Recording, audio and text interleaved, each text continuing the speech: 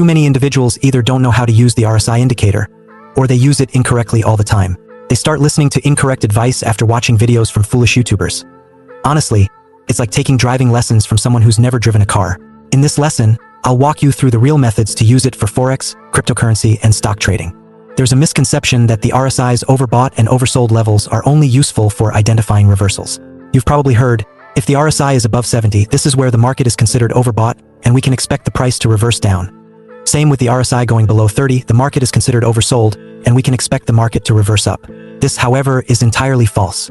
Regardless of the overall trend, it's only helpful if you use it as a precise exit point in trading strategies, along with other indicators. It's frustrating to see so many traders on YouTube explaining it this way, and the likelihood is that you will not be able to identify true market tops and bottoms by only using the 70 and 30 lines. So, how should you really use the RSI?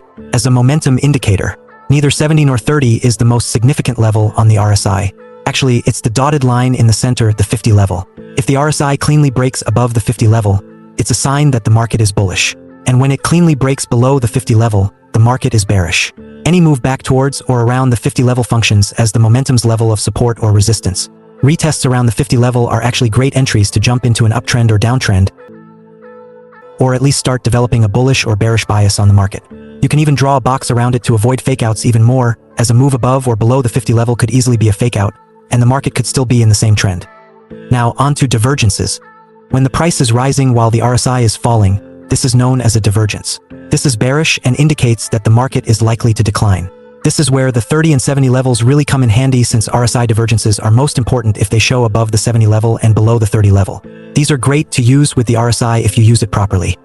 And now, for something you've probably never seen on YouTube, the third RSI technique requires actually changing the setting inside the indicator. If you've ever accessed the RSI settings, you've undoubtedly seen that the RSI length is represented by the number 14. This means we should only consider divergences on the RSI if two candles are separated by 14 candles or less. If it's much more than 14 bars apart, we wouldn't classify it as a bearish divergence.